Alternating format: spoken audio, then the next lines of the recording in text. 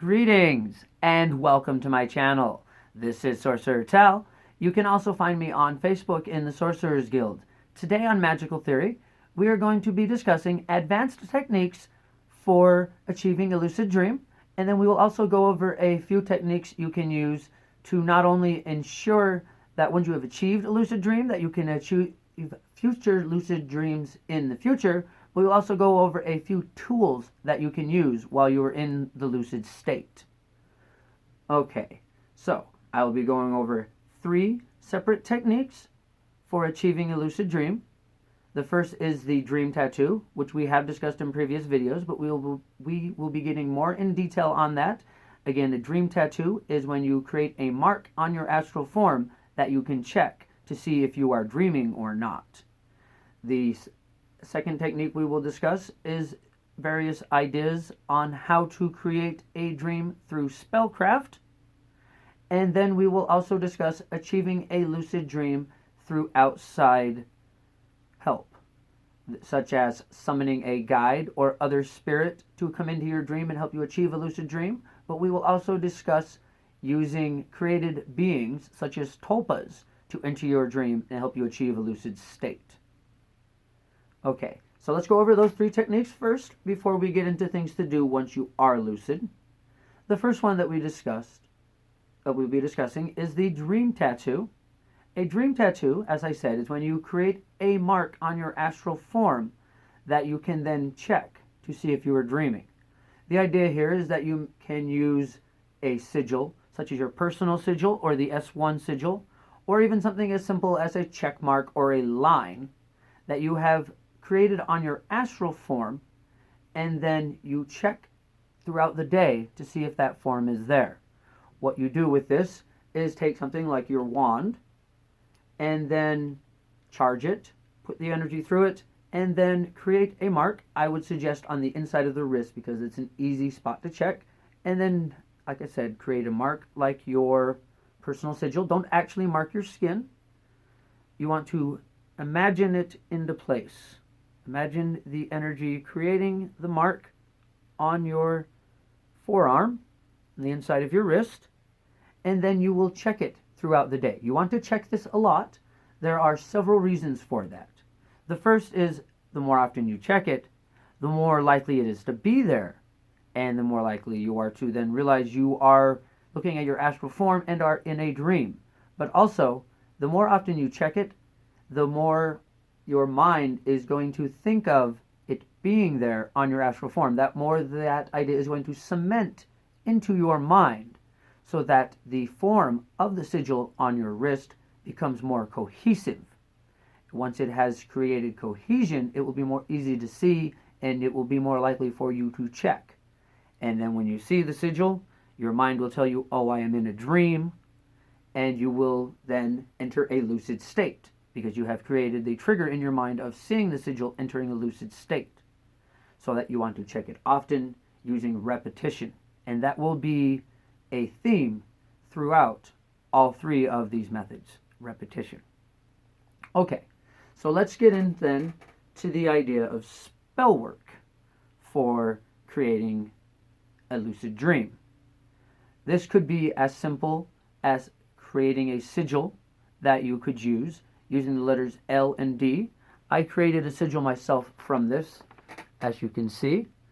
This is actually created from the letter L and D for Lucid Dream, and then it also has a symbology of a little person being dripped down onto this swing here that is created from the letter L, and swinging them into a lucid dream so that the symbol is aesthetically pleasing to my mind as to creating a lucid dream, because I often use swings to fly in my own lucid dreams. Okay, so you could simply create the sigil and then charge it and focus on it as you go to sleep. But as I said, I like to use the idea of repetition anytime we are using anything that is mental. And when you are creating a lucid dream, that is a large part of what you're doing is affecting your mind. You want to imprint your mind, so that requires repetition. So one thing you could do then is take this sigil, wrap it around a candle a white candle would work, but you could also use blue because that is a color often associated with dreams, or a candle in your octarine or energy color, which is in my case purple, so a purple candle.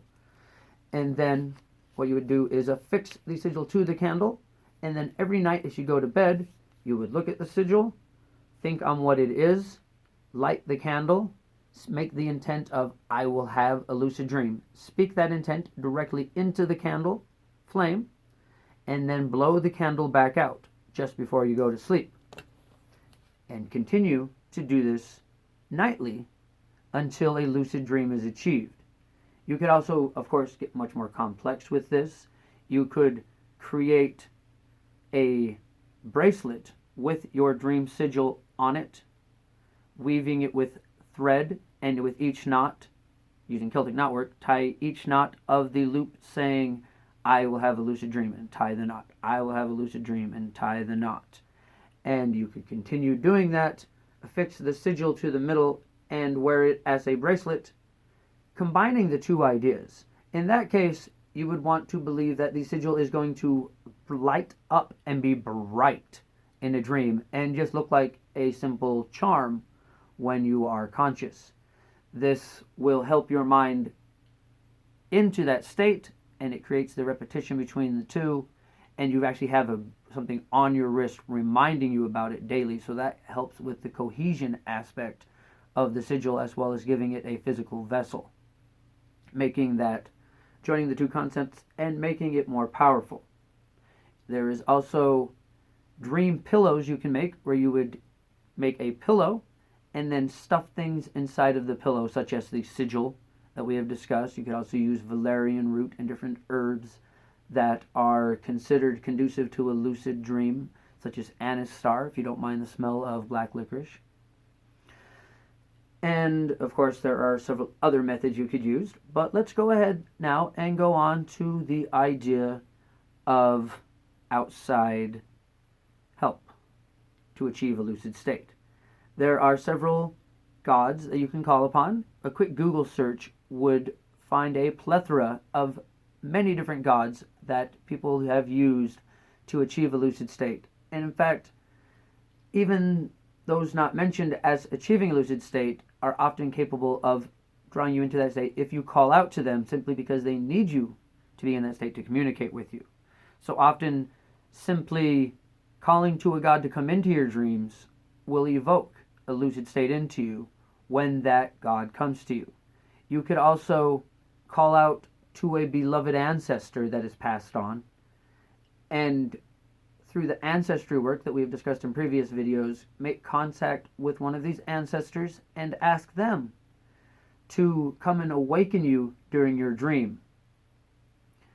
This is actually a fairly common technique in some cultures, and has happened to many people when they are in near-death experiences during surgery, things like that. It actually happened to someone close to me recently, where they were going into surgery, and our grandfather, who had passed about a year ago, came to her during this time and took her off on a grand journey while she was experiencing her surgery, so that she would not be afraid, and then brought her back after the surgery had been completed.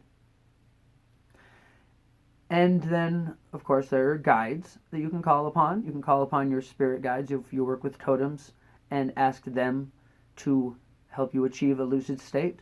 But there is also, as we have discussed, as I mentioned, tulpas that can be used. And these can actually be combined with the idea of the dream pillow, in that you could add items to the stuffed animal that you'd be using to create a tulpa.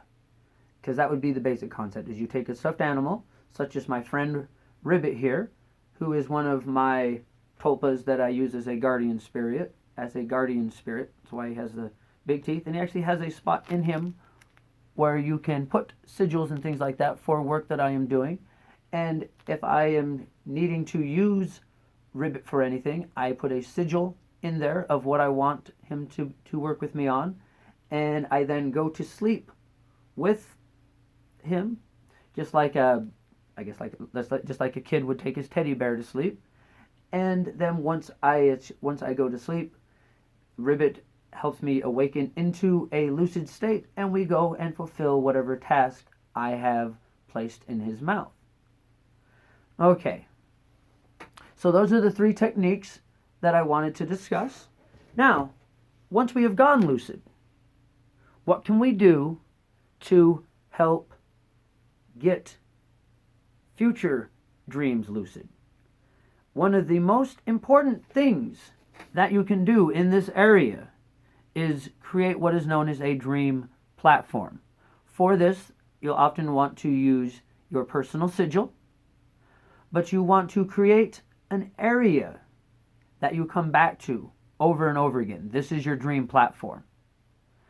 You can use your own room. You can create an imaginary room somewhere you've never been. I have a room that I go to that is actually like a yurt, and inside of the yurt there's a fire, and I sit there with a large pipe next to a fire. And this is somewhere that I go to in almost every single dream.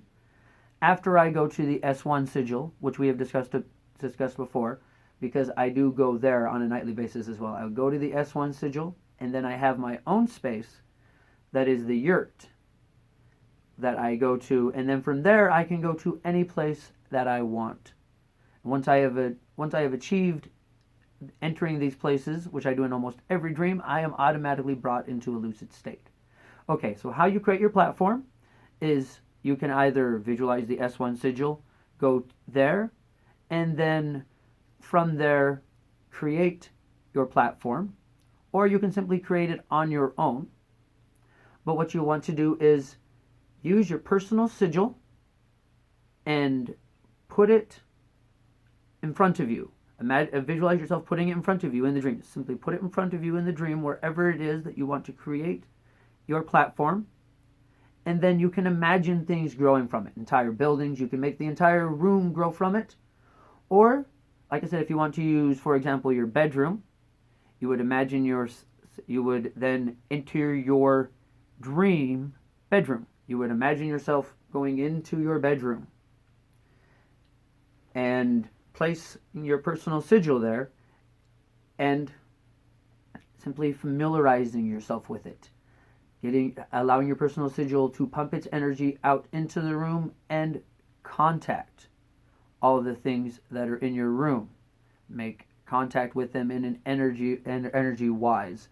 And essentially what you are doing while you're doing this is making an astral replica of your room and cementing it into place. And then you would return to your room. When you go to sleep, you would want to be focusing on the idea that you're going to be returning to your platform. And it, as I said, it doesn't have to be your room. And if you are having trouble finding a place, if you're having trouble drawing yourself to that place, once again, use your personal sigil, place it in front of you, and then imagine it expanding. Will it to expand outwards and create your room or whatever space it is that you want to create your platform from. If you are already aware of places that repeat in your dreams, this is a good place to start for creating your platform. Okay, so creating your platform. This will help you achieve future lucid dreams, and it also gives you a base for control of what occurs in your dreams so that you can go to the platform, decide what it is you want to do from there, and then launch into the dream that you have devised for yourself, or the task that you have decided to fulfill, or to go and commune with whatever spirit you've decided you want to make contact with. This is a great first way to make contact with a spirit. Now, as I have said, we'll also go a little bit over tools that you can use. Your personal sigil clearly is a very powerful tool, and you can draw it to draw yourself back to your platform. You can also draw your personal sigil and then will it to take the shape of items that you need. If you were in a dream and you suddenly need a shovel, you can draw your sigil in the air in front of you or place it on the ground and then will it to create into the item that you wish it to be. And this is an excellent dream tool. You can also develop other dream items. I, for example, for a long time was using a hat in my dreams, and I would imagine that the hat gave me the ability to fly by simply holding it up and raising it over my head. I know another person that has used a umbrella to similar effect, much like Mary Poppins. She also uses it for a shield and for protection. So once you've created your platform, you can then also begin deciding what type of tools you want to use in your dreams. Okay, so that'll be it for this episode of Magical Theory. Thank you once again for joining us. And don't forget to join us on Friday, where I will be doing a magical demonstration on a spell to achieve lucid dreams. If you haven't subscribed to the channel, please take the opportunity to do so now.